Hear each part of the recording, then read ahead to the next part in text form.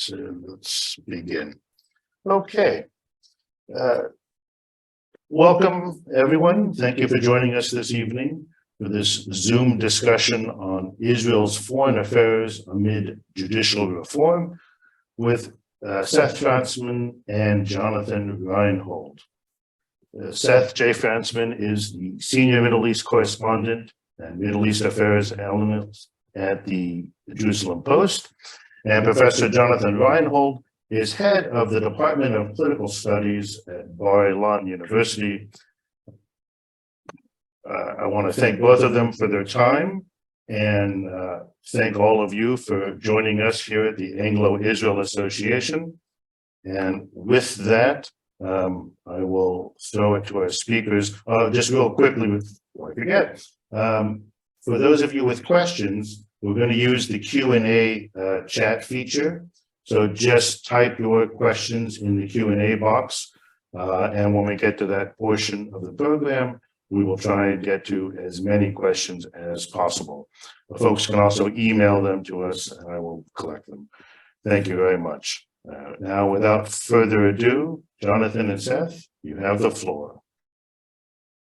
Well, great. Thank you for having me. We agreed that I would speak first. I hope that there's no, there was a bit of an echo in the introduction. Hopefully there's no echo now and it's very clear. So basically, we're here to talk apparently about Israel's foreign affairs in light of the recent issues in Israel.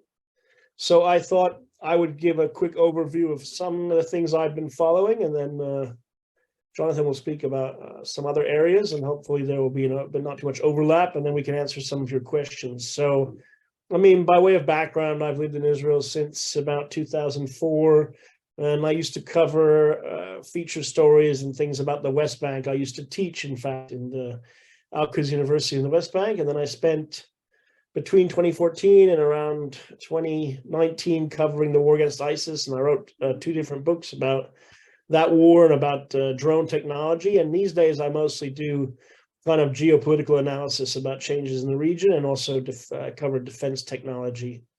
And that kind of intersects a bit with the first subject I'll discuss, which is Israel's Minister of Defense today traveled to Athens in Greece as part of a multi-day trip that he'll go to Greece, and then I think he'll go to Cyprus. And it's a very important trip because Israel is becoming much closer to Greece. Israel plays a very important role, obviously, in the Eastern Mediterranean in general. Israel has, of course, relations with Egypt. It has very close relations now with Cyprus and Greece. Israel has reconciled with Turkey. It's not entirely clear where that relationship will go, but certainly the Greek partnership is very important. It ties into the partnerships that Israel has in Eastern Europe and also with France and Italy. This partnership is one that involves potential energy deals and trade, but it also is solidly based on defense deals and defense cooperation. And what that means is there are defense sales in Greece. Greece recently acquired the anti-tank missiles from the Rafael, which is one of Israel's government companies that makes weapons. Greece has also built a new training center for airplanes with another big defense company called Elbit. And Greece leases large surveillance drones from AIA. So basically at all levels, Greece is acquiring defense technology from Israel. And so when the defense minister went to Greece, he highlighted not only the defense cooperation, but he also mentioned a recent incident in which 2 Iranian-backed terrorists were detained in Greece, and they were plotting apparently to attack Jewish targets, either a synagogue or a kosher restaurant or things like that. So he highlighted the very important aspect of intelligence cooperation between Israel and Greece. And I think when we start to look at how that kind of fits in terms of Israel's East Mediterranean, let's say, foreign policy, first of all, it dovetails with the fact that Israel is becoming a much more powerful naval power. Israel has acquired a number of new and advanced warships, the SAR-6 class of warships, which are packed full of new Israeli missile defense and other types of technology. The ships were originally acquired primarily to defend Israel's offshore gas platforms. Then lately, of course, it's given Israel the ability to project its naval power much further than Israel used to in the past. And they're also, in a way, a test bed for Israeli technology, because Israel has put on them things like the naval version of Iron Dome. And Israel is also trying to work on adding lasers to Iron Dome. And I think this week in Singapore, Israel is showcasing a new concept in which you put lasers not only on Iron Dome, but put them on the naval version. So the relationship with Greece is very important, and in general part of this larger East Mediterranean concept, in which, defense technology flows along with trade, along with the kind of bilateral and multilateral relationships we see, because it's not just about Greece, Cyprus, and Israel. It's also about the fact that Greece was training this week with the Indians, the Indian Air Force. India and Greece are partners. Israel views India as a strategic partner. And Greece also trains alongside Israel, along with other maritime operations and exercises, like one of which is called Noble Dina, which is a kind of joint naval exercise that takes place with the US and France and Italy and other countries sometimes. So it's basically an attempt to knit together all these countries in a way that I think just did not exist in the past. Israel generally in the past was not considered a major naval power. It didn't even have very good relations with the Greeks. Israel generally had good relations with Turkey. It shows how things can rapidly change in the last decades. And I want to move then from mentioning that visit, which is taking place today, to a visit that took place about a week or so ago, in which the foreign minister of Israel traveled to Azerbaijan, to Baku, and then traveled onward to Turkmenistan. If you look at a map, you know where Azerbaijan is. It's near Turkey. Armenia is kind of in the middle. And then if you go just a slightly bit more to the east, across the Caspian Sea, you get to Turkmenistan. And obviously below those two countries is Iran. So if you kind of do the math on it, Israel has very, very close relations with two countries that border Iran to the north. Azerbaijan is a country that has acquired, similar to Greece, has a defense and trade relationship with Israel. They think that trade with Azerbaijan will increase, double or triple in the next decade or so. And they think that also the strategic relationship that Israel sees there with a lot of defense deals is also very, very important for Israel. And that also dovetails with the fact that if you cross the waters, across the Caspian, and you go to Turkmenistan, Israel highlighted during the visit of the foreign minister that they're opening an embassy there that is going to be, I think it's like 13 or 15 kilometers or miles from the Iranian border. And it was interesting that the foreign ministry chose to keep mentioning that, because the only reason that the embassy is being opened close to the Iranian border is just that the capital city happens to be close to Iran. But it's not on purpose exactly, but I think Israel was clearly sending a message that the foreign relations there are not only good, but that Iran should be kind of on notice, that if Iran thinks that it can send its operatives, its missiles, its militias close to Israel's border, whether in Lebanon or Syria, that Israel can also do what it would like, or at least has relations with countries that are very close to Iran's northern border. And it's important to point out that while for a while, I think Azerbaijan was always open about its close relationship with Israel, but was always a bit careful of antagonizing Iran, and didn't want to make it look like the relationship with Israel actually had anything to do with the Iranian issue. It was purely an Azerbaijan issue, Azerbaijan wanting to acquire weapons and trade deals, partly because of Azerbaijan's tensions with Armenia. I think now what we see a lot in the media is that Iran has started to antagonize Azerbaijan and provoke them, and also send agents there that have been detained. And we're starting to see Baku actually change its narrative and its position and its rhetoric about the fact that it also starts to see Iran as a bit more problematic. So when you start to look at that kind of arc of relationships, if you draw a map and you say, okay, here you've got Israel, Greece, Cyprus, Egypt in the Eastern Mediterranean, you have Israel's reconciliation with Turkey, and then you've got a relationship with Azerbaijan over to the Central Asian states like Turkmenistan. I think you see a very powerful arc of relationships. And these are relationships that are, I think, very different than the way we think of Israel historically, because a lot of times we think of Israel's relationships as primarily, how does the Western world view Israel, whether it's the US or EU or what have you, how does Israel fit into the Western democracies? Is Israel, is it enough of a democracy? Does it have a two-state solution? Does it not? What about the Palestinians? What about the peace agreements? What about what's Israel doing in Ukraine? What about this? What about that? I think when we start to think about the way that, if we just look at what Israel's doing these days, Israel is forming a lot of powerful relationships with countries that are not the direct border states necessarily, like the Arab states, but a whole series of other states, whether it's in the Gulf with the Abraham Accords or something that's called I2U2, which is India, Israel, the UAE, and US, which is a kind of deal that takes place with the UAE. Or, as I mentioned, India and Greece are good friends. You just have a whole arc of relationships that are very important. They're not big power relationships. It's not Israel-Russia. It's not Israel-America or Israel-China or whatever. It's a whole bunch of, I wouldn't want to exactly say secondary states, but regional powers, important countries, and how Israel fits into them. And Israel is a much more powerful country than it was in the past. It's not the 1960s or 70s or 80s.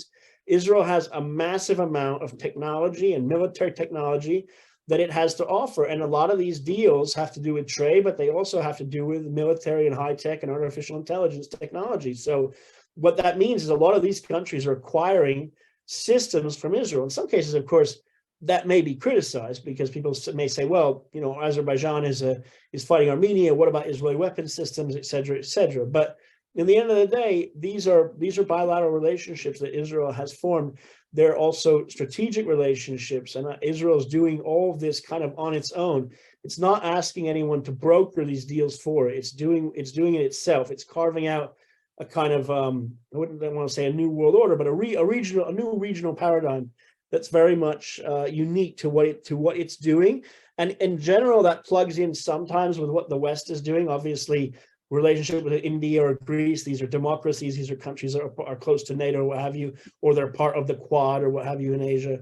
So they may have connections to the West as well, but they may not. Turkmenistan, I don't think has much, doesn't have much to do with the Western powers. So I'll just move on briefly then from there to, I think, what else is happening. If we draw that arc that I just sketched for you from Egypt across Cyprus, Greece, Turkey, Azerbaijan, what have you, to Turkmenistan, the big elephant in the room is obviously Iran and Iran's threats. And I think it's important to point out that this week, the Iranian president, I think he's actually still there, or he may be flying out right now, but he was in Damascus for 2 days. And today he met with Palestinian, what they describe as resistance factions. I guess we'd call them terrorists. But yesterday he was hanging out with the Assad regime. And Iran is obviously very happy to see the Assad regime trying to normalize relationships with the Arab world. Earlier this week, the Assad regime was hosted by the Jordanians, the foreign minister was, in which a number of Arab states sat down with the Damascus government and were talking about how to bring Syria back into the Arab League, and what kind of, they talked about bilateral and trade, security arrangements, also drug smuggling, what Syria should do in order to do that. And when the meeting was over and the Syrian foreign minister had gone back to Damascus, the foreign minister of Jordan called up about 5 or 6 other countries in the region, including, I think, Algeria and Turkey, and basically said, well, what do you think? This is what we would like, is to see the Syrian regime totally normalized. I think for some in the West, of course, that would seem a bit strange. But in the end of the day, what it says to Israel, obviously, is that the regime is becoming normalized. The Iranians are hanging out in Syria openly. Iran continues to use Syria as a weapons trafficking kind of, let's say, depot to move weapons to Hezbollah in Lebanon. Israel has conducted thousands of airstrikes there against what it considers Iranian entrenchment. This is not a secret campaign exactly, because although Israel does not take credit for every airstrike, Israel has openly, I think, said that it is a campaign between the wars that's gone on for a decade, and it has included more than 1,000 or thousands of airstrikes over 10 years. And then in those airstrikes have targeted Iranian transfers. Most of the airstrikes don't result in any casualties, but many of them do target individual warehouses, or in some cases even airport tarmacs and things. So from Israel's perspective, I think Syria is seen as a country that, although it is normalizing and it talks about stability, the Iranians are openly using it, basically to destabilize the region. And it's unclear how Syria can, on the one hand, become a normal state as part of the Arab League, on the other hand, basically be hollowed out by the Iranians and turned into a giant weapons depot. So it's not entirely clear how that works. And I think the symbolism of the Iranian president being there in Damascus, where he hosted Palestinian militant or terrorist factions with the Iranian flag in the room, in the Syrian presidential palace, without even the Syrians present, I think was very symbolic. It shows that Iran considers Syria almost a colony in some cases. So it's unclear then how that jives with the sense in the Arab world that Syria is going to be a stabilizing influence. So I'll just leave that there and turn it over to my colleague, who will, I think, give you the other side of this. Thank you, Seth, and it's great to be here. I'm going to pick up the baton where Seth left off in Syria and move over a little bit towards Lebanon. But I want to start by zooming out and asking the question of how what is going on now, the crisis over the judiciary in Israel and Israel's domestic politics is affecting or could affect Israel's foreign and security relations. So the first thing to note is that for Israel's enemies, and particularly Hezbollah, the protests in Israel, the very strong divisions within Israeli society and within Israeli politics about the judicial crisis is seen as an opportunity. Because even in their public statements, they talk about it symbolizing Israel's weakness and obviously with great exaggeration, the beginning of the end of the state of Israel. But one thing that Israeli defense planners have noticed is that for a while now, Hezbollah has been to challenge the agreed informal rules of the game, which said basically that Israel wouldn't attack Hezbollah in Lebanon. It would focus on Syria. It would focus on what Seth spoke about transferring weapons, particularly precision-guided missiles, which are a particular threat to Israel, which were coming into Lebanon through Syria. And Hezbollah would not attack inside Israel itself. But a little over a month ago, a terrorist came into Israel through the Lebanese border and attempted to carry out a terrorist attack in the north of Israel near Megiddo. And it was stopped in the end. There was an explosion, but the full attack was prevented. Now, the method used is a method used predominantly by Hezbollah, so that even if Hezbollah wasn't directly responsible, which it didn't claim to be, the Israeli defense establishment is of the opinion overall that it must have known about it and almost certainly gave its blessing to the attack, if not actually being directly involved. And this then becomes a change in those rules would normally be met, or attempt would normally be met by Israel by an attack that matches what has happened in order to deter new rules being based whereby it's okay to attack Israel even more without getting a major response. So you might have expected Israel to carry out a major attack in Lebanon, and Israel did some stuff, but it didn't do a major escalation. And currently one of the debates inside Israel is, does Israel need to do something a lot more powerful? The fear being that it would or could lead to an all-out escalation, a war similar to that which happened in 2006, but far more deadly. And the reason it would be far more deadly is the capabilities of Hezbollah now with precision-guided missiles could do huge amounts of damage in Israel, perhaps cutting off the electricity, certainly killing a large number of civilians and probably destroying residential buildings in the center of Israel, perhaps even at some points preventing the Israeli Air Force from taking off. Equally, it would result in an unprecedented level of destruction in Lebanon. And one of the signals for this has been that Israel, a while back, publicly made available intelligence information which showed that Hezbollah stores missiles in civilian buildings. In other words, sending a message, at least to the diplomatic community, that this would be fair game if missiles were fired from civilian areas. So that, given the background of Iran getting closer to having a stockpile of uranium that's usable to produce a nuclear weapon, means that that front is particularly sensitive. And given the nature of this government, and given right now the attacks from within the government, from the far right to the center of the government, to the prime minister, on a sense that Israel hasn't responded sufficiently to the over 100 missiles that were fired from Gaza yesterday, one can see how this could possibly spin into a major escalation. So that is something to watch. And the second thing that I wanted to talk about primarily is how what's going on in Israel domestically affects Israel's relations with the United States directly, and indirectly the Abraham Accords and its relations with the Gulf states.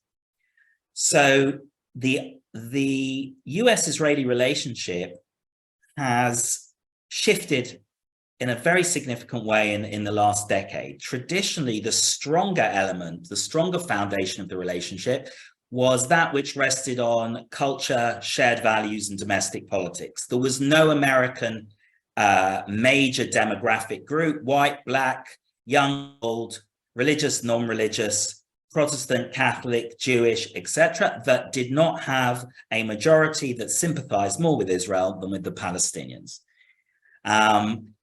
However, on the other side, because of America's relations with the Arab world and because of the strategic importance of oil in the Arab world to America, while Israel was considered by many a strategic asset, a shared interest, Israel is strong, it's pro-American, and that's very useful to the United States. There was the other side of it, which is that Israel complicated America's relationships with its America's Arab allies, and this was on the negative side of the balance. What we've seen since the Arab Spring and with the Abraham Accords is that constraint on US-Israeli strategic cooperation has disappeared more or less. Israel and the Gulf states now sit together in the American military command in the Middle East called CENTCOM, whereas Israel used to be part of EUCOM, of the European command, even though it is in the Middle East and not in Europe, a bit like the Eurovision Song Contest. And that was because it couldn't be part of a joint command in the Middle East. So that has got a lot better. On the other hand, since 2015, the consensus, the pro-Israel consensus in American politics and the image of Israel as an ally and as a country that shares value with the US has come under great strain. So until 2015, the situation was as I described to you before. Despite the fact that the Democratic Party was changing from one which was predominantly moderate ideologically to one which is today predominantly liberal or left-wing ideologically, this didn't affect the percentage by which Democrats sympathized more with Israel than with the Palestinians. In fact, the two rose in parallel between about 2006 and 2014. What changed was that from 2015, Israel has a purely right-wing government, and particularly important for the Democrats, therefore, is the Israeli position on the two-state solution, which seemed to move to a direction where the majority of the coalition opposed the two-state solution, and that is very important for Democrats.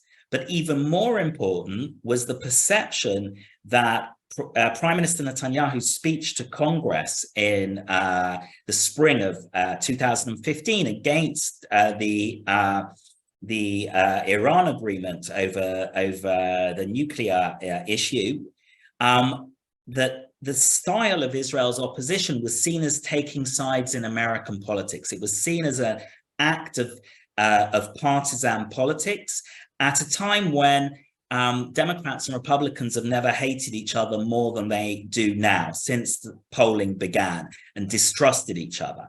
And that sense that Israel was becoming in the Republican camp was greatly strengthened during the Trump administration.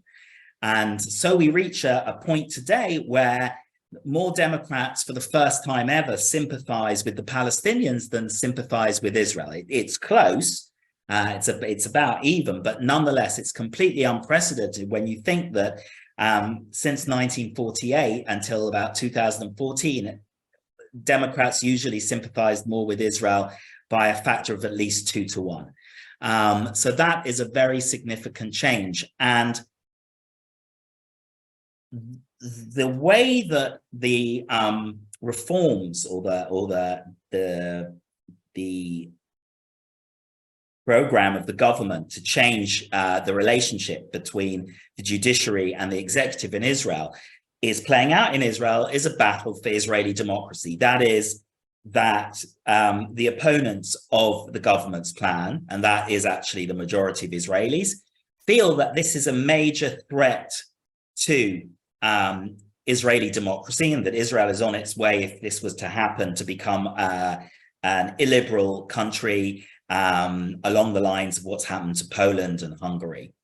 And this is even more of an issue that threatens the consensus in the United States, because even allowing for the decline of sympathy for Israel over the Palestinians, when you ask Americans, including Democrats, do you have a favorable opinion of Israel? In other words, you Palestinian conflict, still the overwhelming majority of Democrats, somewhere around 60 to 70%, have a favorable opinion of Israel, and about half that amount have a favorable opinion of the Palestinian Authority. And that's absolutely stable over the last 20, 23 years, despite everything.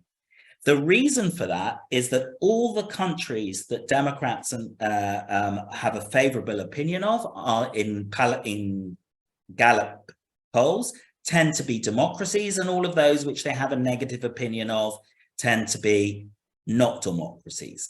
And therefore, if the perception of Israel was to shift, then that would really solidify in a very, very damaging way what had been a consensus foundation of the American-Israeli relationship. So what is happening now in Israel could play a central role. The irony is that the extent of the opposition to this, the weekly demonstrations of more than 100,000 people in Israel against these proposals, actually portrays an image of Israel as a very vibrant democracy. And in many ways, the peacefulness and the continued strength of these demonstrations speaks to a quality of democracy that is both lacking in the French demonstrations, and which America and those who were concerned about January the 6th being an affront to American democracy did not themselves manage to pull off. So it may well be that if indeed these proposals are shelved, that this may paradoxically actually help Israel's image as a democracy and make it, in the eyes of Democrats, much more about who's in power in Israel, as opposed to, is Israel a democracy?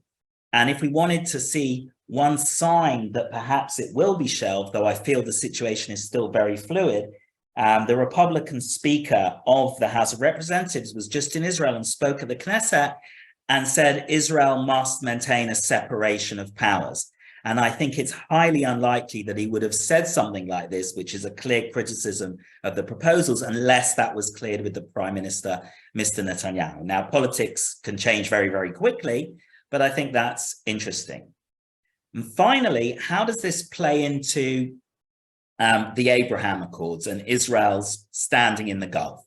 Well, in direct terms, it doesn't really play into it. And that is that when the UAE had its National Day celebration at their embassy in Israel, the most extreme member of the Israeli cabinet was present and nobody blinked an eyelid. However, the idea that Israel might be able to extend the Abraham Accords and include Saudi Arabia is very much affected by the relationship with the United States.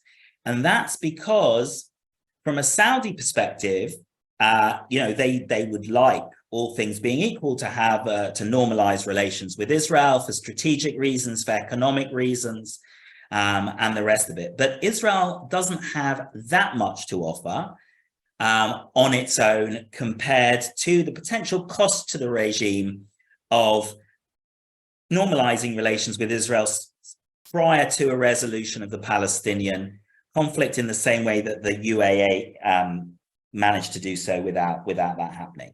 What the Saudis would be looking for is incentives coming from Washington, incentives primarily in their relationship in terms of the defense relationship, and perhaps also on the issue of laying off the Saudis on human rights. The problem for the Saudis is that the Democratic Party, as it's become more liberal, has become far more critical and has a negative view of Saudi Arabia. And indeed, the president and the crown prince of Saudi Arabia is said to have a bad personal relationship. And from an American perspective, why should they give, particularly a Democratic administration, why should they give Israel a present of offering the Saudis enticements to normalize relations when they have a very negative perception of this government? Why should they give this government those benefits? And another element to this is that the Abraham Accords is a term that's associated with the Trump administration. So to even say the words Abraham Accords sticks in their throat, not because of the policy, because the policy actually began under them. That they began, the Obama administration began the move to what was called an outside-in peace process. And it started between the Saudis coming to the Israelis, already in 2014 and even earlier, and the Saudi statement that was totally missed at the end of the Obama administration, that they would accept Israel as, their agreement with a statement by the Americans that Israel should be recognized as a Jewish state. So what's going on now inside Israel affects the quality of the relationship with the United States, which in turn affects the prospects for expanding Israel's relationships in the Gulf. And I shall close on that note. Well, thank you. Thank you very much, Jonathan and Seth. We do have a variety of questions coming in, but first I wanted to maybe throw one question out to both of you, although it picks up on something that Jonathan was just commenting on.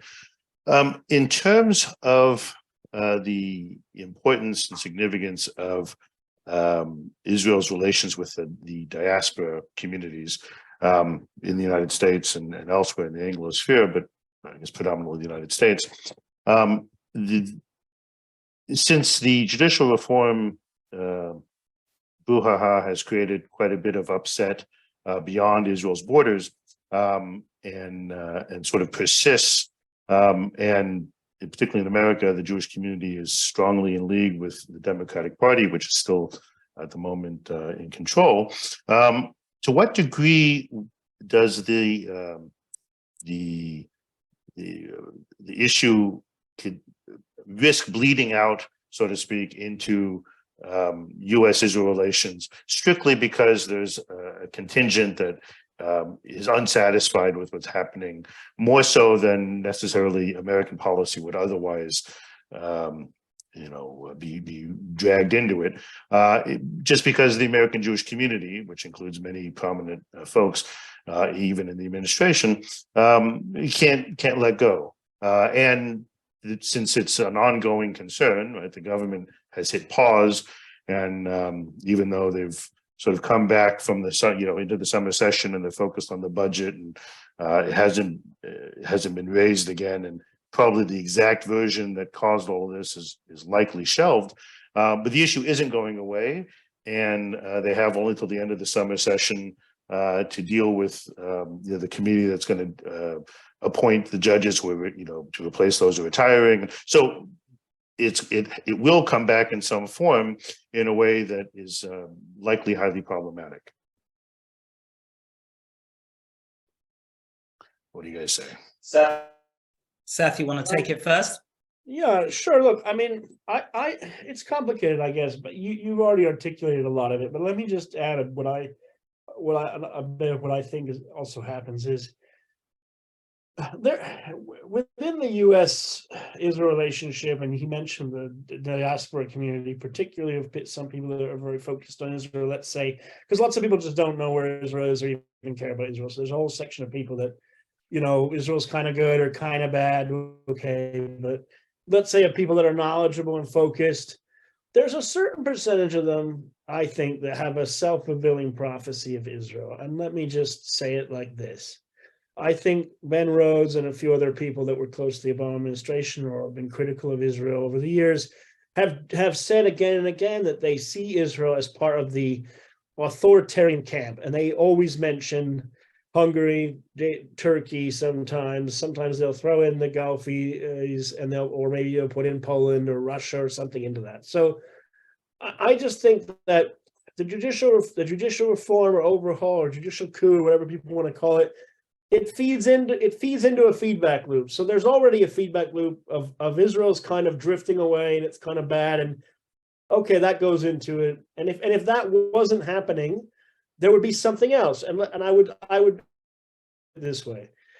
When there was a government of change that came into power in June of 2021, I think very soon after, you immediately saw three prominent human rights organizations, B'Tselem, Amnesty, and Human Rights Watch, put out these reports defining Israel as apartheid.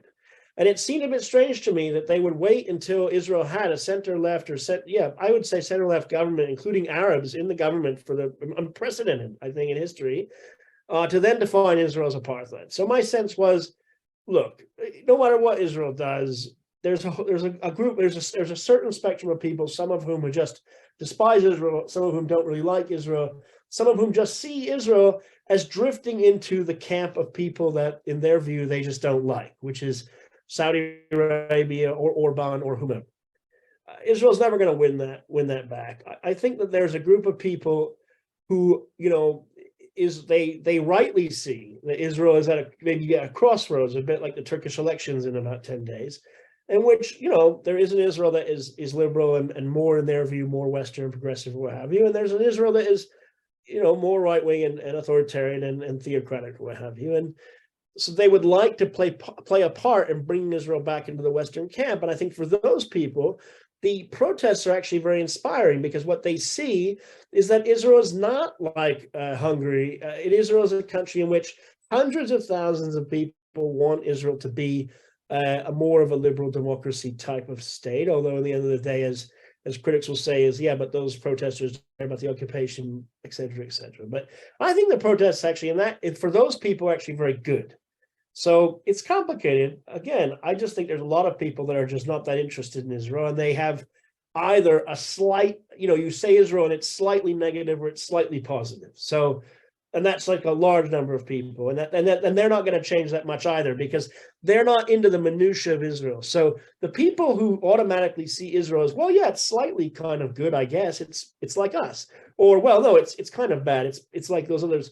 Those people, they don't care about judicial reform. Their view is just like, it's like if you told them tomato and cucumber, and they're like, yeah, I don't like cucumbers. They don't get deep into it. So I just think that for the people that care, the protests, I think, are generally good. And I think, of course, if the protests are seen to have been really vanquished, just like the Turkish elections, if Erdogan wins again, some of those people will say, yeah, you know what? I think Israel has just drifted over and it's a bit too far for me. That would be my sense. Okay, so I'm building on that. I would say that right now there is a battle going on for that part of American jury that would say, when asked, as in Seth's terms, do you feel close to Israel? They would say they feel quite close, not very close. And particularly the younger generation. American Jews are the most liberal ethno-religious group in the United States, and the youngest generation, those who have come to maturity in the last 20 years, are the most liberal within those. And so the question is, what will be their approach to Israel? And in 2014, it was very interesting. So that while they share with non-Jewish liberal Americans a whole range of views on foreign policy, which go for settlements and go for Palestinian state, when Israel was engaged in a war with Hamas, and they were asked, is Israel justified in this war? While young Americans, half of them didn't know anything and didn't have an opinion. Of the remainder, somewhat more, I think it was 30 to 20, blamed Israel more than they blamed Hamas. Among young liberal American Jews, 75% felt Israel was justified. So there was a big difference on the gut issue, the most core issue. And the question that we have now is that there's two types of group fighting for these people's allegiance. One is it's really between the two groups Seth described. On one side, there's a small group that makes a lot of noise called If Not Now. And that would be associated with the reports that Seth mentioned, that Israel, is trying to sell a narrative that is inherently undemocratic, and anything that Israel does or says won't make a difference to the core of that narrative, but certain things that Israel does makes it easier to sell that narrative. And in that sense, they are dealing with, on the other hand, the sort of more traditional American Jewish liberal approach that would be represented by the ADL or by someone like Dennis Ross and people like that, who will be critical of Israeli policies on issues like settlements and other things, but are staunchly pro-Israel and certainly do not see Israel as inherently undemocratic. So I think that this is important because there's a battle going on for the allegiance of this large group. And just to give you a sense of it, there are certain rabbinical schools which were traditionally very pro-Israel, where now a large number of the students who go on to graduate to become rabbis have something closer to the very hostile view of Israel. So this is, to put it in American terms, not a nothing burger. Yeah, this is something that I think is important and could have serious consequences over the long term.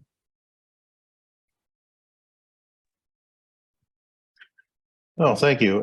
So we have a variety of questions that are coming in further on the judicial reform component of this. We start with this one, I think is interesting. So this for both of you, as Israelis, can you make the case that if the merits of judicial reform are less important than its effect on the U.S.-Israel relationship? If so, what does that say about Israel's self-determination?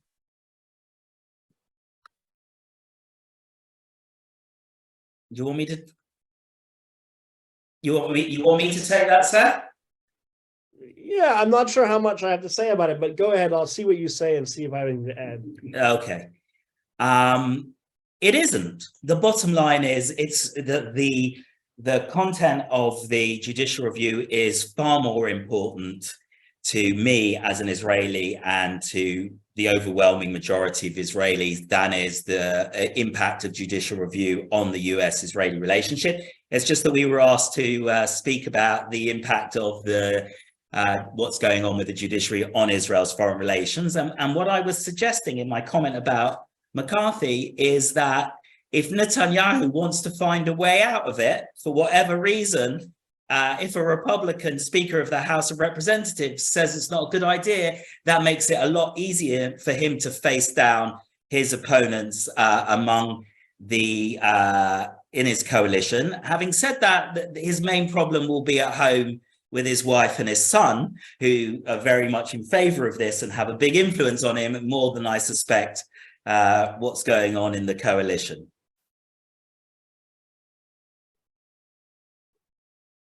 Seth, anything to add to that? Well, I mean, I would only add that I'm not entirely sure that, you know, I don't know how much Netanyahu actually wants all these reforms. I think sometimes what goes on in the government here, to be honest, at least under Netanyahu, is a bit of a, you know, you bring in some people that are a bit more extreme, you allow them to make a lot of noise, and then you kind of hold them back, like the guy at the bar fight who's always being held back by his friends, but actually doesn't want to fight. So I would draw your attention to the quote unquote annexation, when Trump said that Israel could annex the West Bank. And they said, well, we're going to annex the West Bank in a few weeks. And then it never happened. And then all of a sudden there was a deal with the UAE. I mean, was annexation ever real? I mean, you know, I'm not entirely convinced it was. And I think that sometimes this government has a tendency to create a crisis and then magically solve the crisis in order to say that it had then solved it, when you asked yourself, why did the crisis ever begin in the first place? So, you know, there is probably, maybe there is a need for some sort of judicial reform in Israel. I mean, obviously Israelis have to decide that, I guess.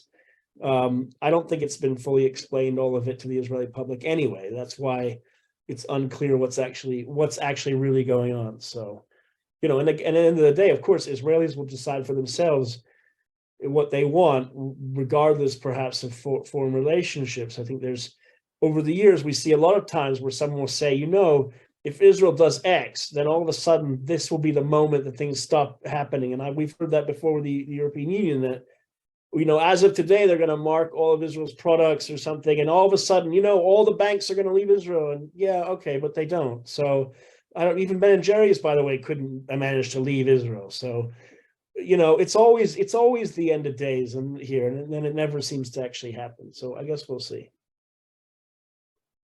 Very good. Well, just to pick up on a variation of the end of days theme.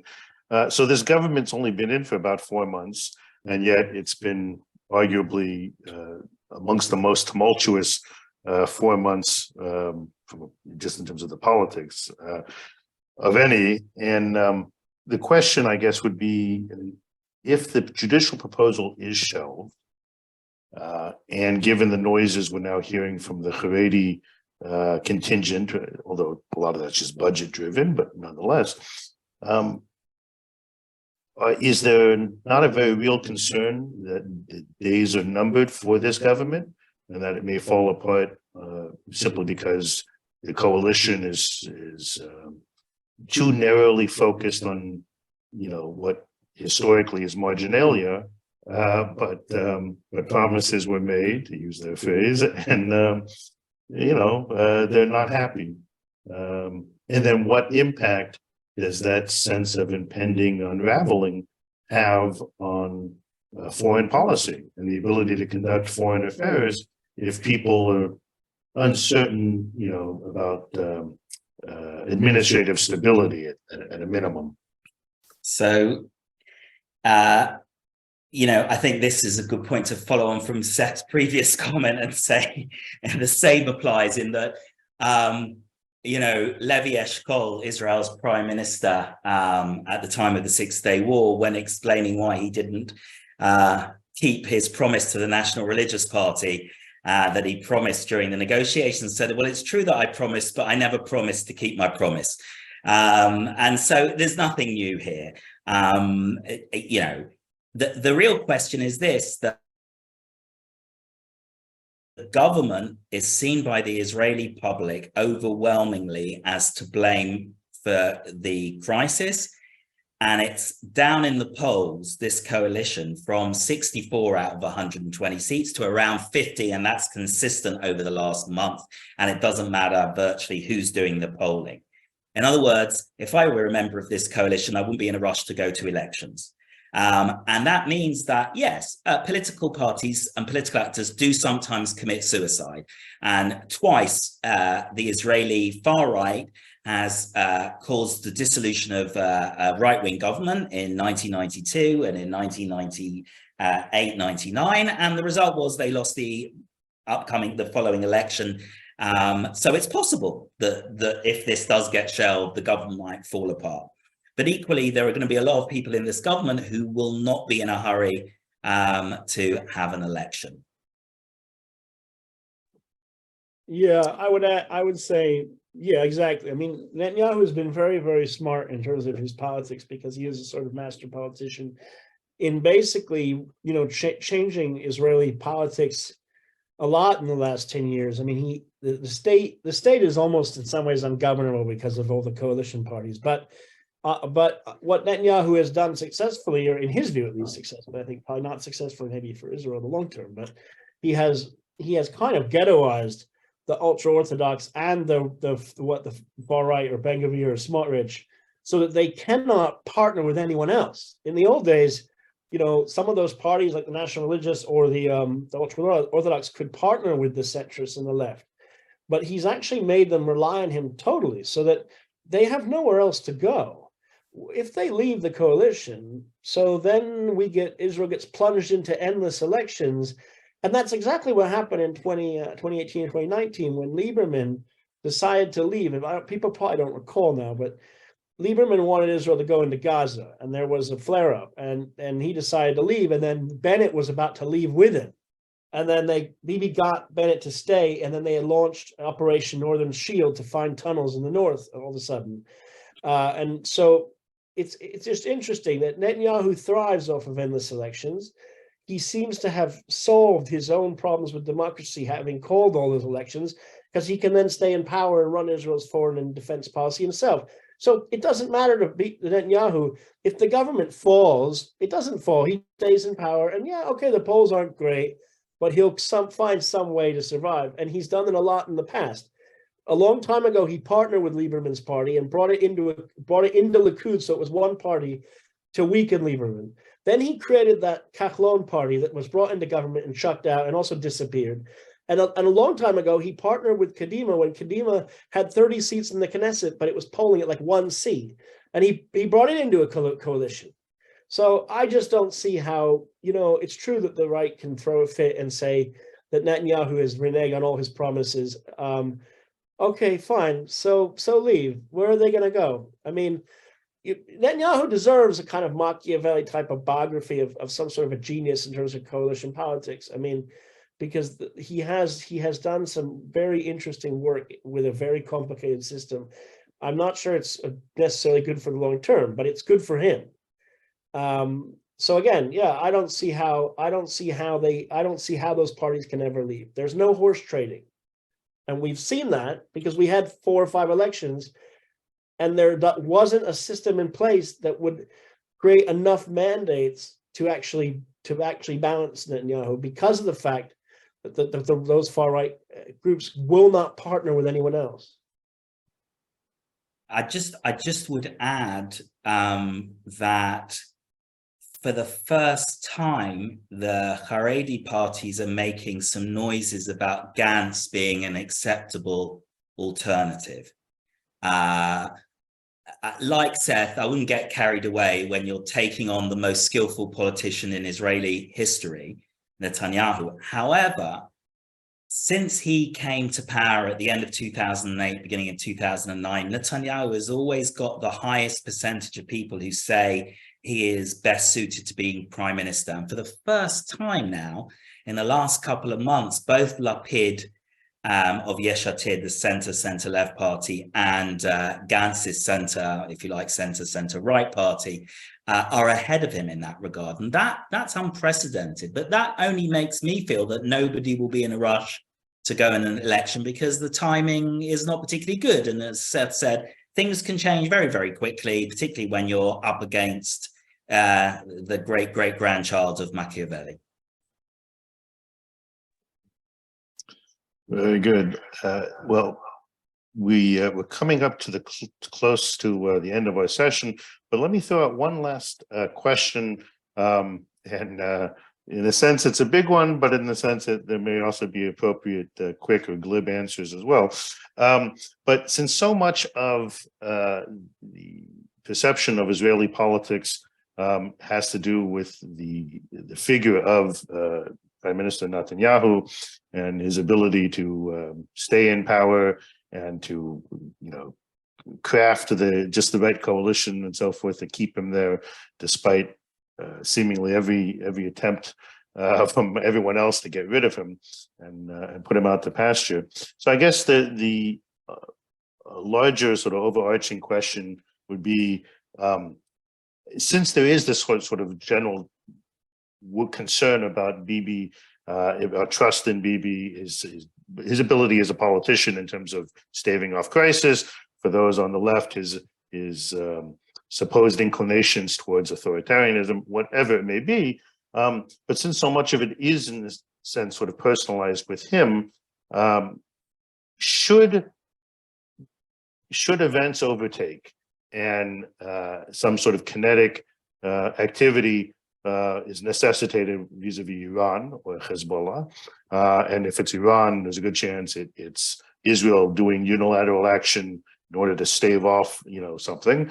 But given that, do you think, this for both of you as Israelis, given your sense of things, is Israeli unity in the moment still strong enough that all these sorts of concerns are easily shelved when a proper crisis hits and everyone has to come back together?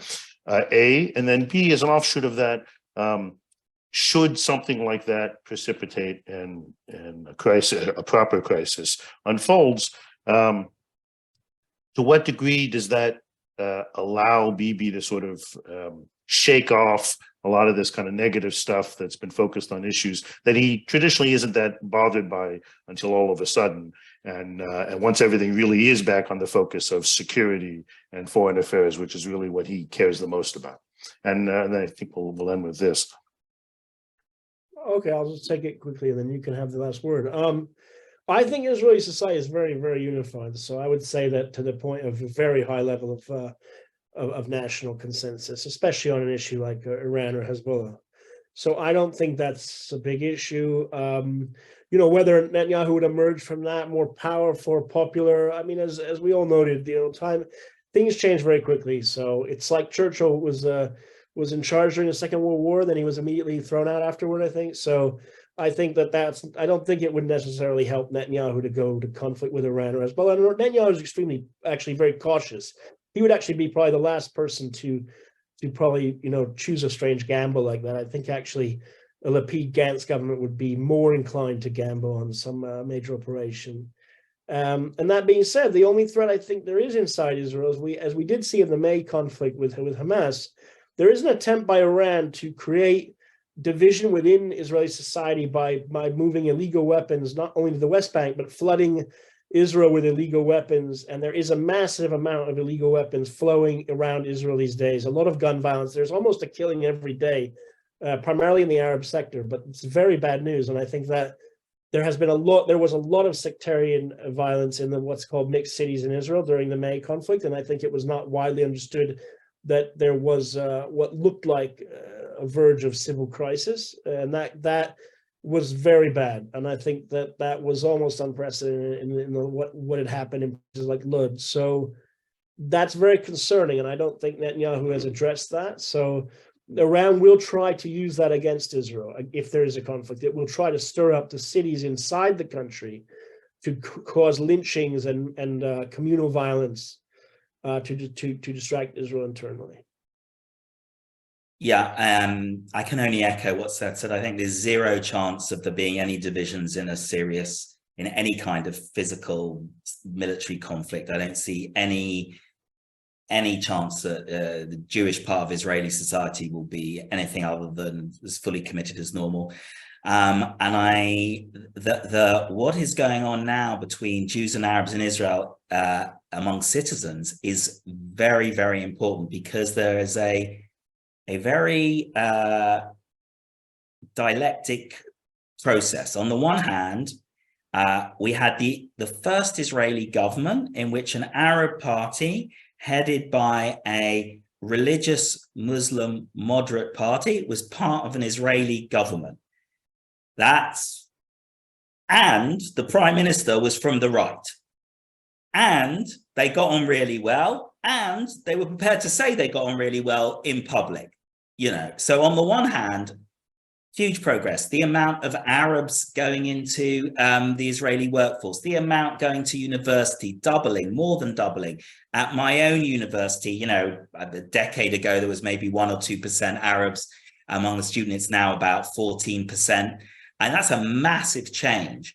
And it's very palpable on campus. So on the one hand, the degree of integration has really shot up. And on the other hand, what happened in the conflict that Seth was talking about was an unprecedented low since the War of Independence.